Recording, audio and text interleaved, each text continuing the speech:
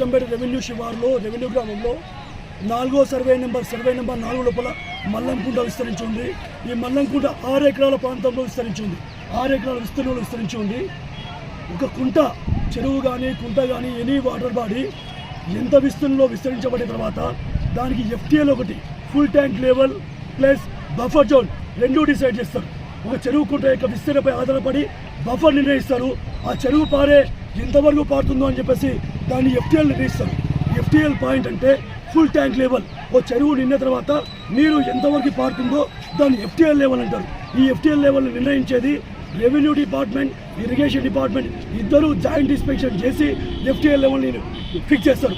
గతంలో FTL level లోపల అచ్చంపేటలో నిర్ణయిస్తే 152 survey number మొత్తం 12 ఎకరాల భూమి 152 సర్వే నెంబర్ మొత్తం కూడా ఎఫ్టీఎల్ పరిధిలో ఉంది అని రాళ్లు బాధిపోయినారు.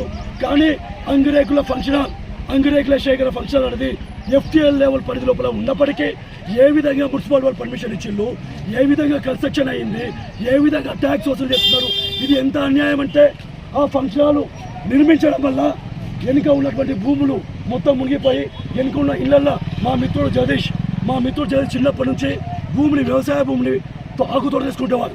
వాడి భూమి మినిపోయింది. ఇక నీళ్లు పారుతూ నివాస గృహాలు నీళ్ళిపోతున్నాయి.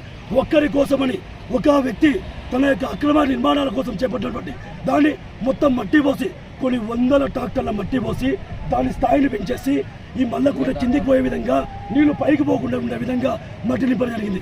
ఇది ఎంత అన్యాయం. గ్రీన్ ట్రిబ్యునల్ లోపల సుప్రీంకోర్టు జడ్జిమెంట్లు, హైకోర్టు జడ్జిమెంట్లు, అనేక జడ్జిమెంట్లు ఉన్నప్పటికీ ఎంత ధైర్యం ఉంటే ఒక వ్యక్తి ఎఫ్టీఎల్ పరిధి లోపల కన్స్ట్రక్షన్ చేస్తాడు.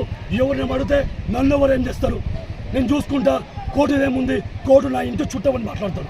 కోర్టు నా ఇంటి చుట్టమంటే మేము ఈ వారం లోపల గ్రీన్ ట్రిబ్యునల్లో, హైకోర్టులో సేమ్ టైం ప్యారలల్గా కేసు అయిపోతున్నాము. హైకోర్టులో కూడా అచ్చంపేట లోపల మల్లంకుంట యొక్క ఫుల్ ట్యాంక్ లెవెల్ పరిధిలో ఏ విధంగా నిర్మించు 52 షటర్లు, దాదాపు 52 షటర్లు నిర్మించి కొన్ని 100 హౌస్ నిర్మాణం ఏ విధంగా చేపట్టిండు. మున్సిపల్ కమిషనర్ గారు కళ్ళు మూసుకుపోయినా మీకు ఈ నిర్మాణ కళ్ళు కనబట్లేదా మీకు? ఇవన్నీ చూడాలా మీరు? కేవలము వస్తువుల దందా మాత్రం పెట్టుకుంటారా? కమిషనర్గా మీరు ఏం చేస్తున్నారు? దీనిపై తక్షణమే మున్సిపల్ కమిషనర్ గారు, ఎంఆర్ఓ గారు, ఇరిగేషన్ డిపార్ట్మెంట్ గారు, జిల్లా కలెక్టర్ గారు స్పందించి అక్రమ నిర్మాణం కూర్చివేయాలి.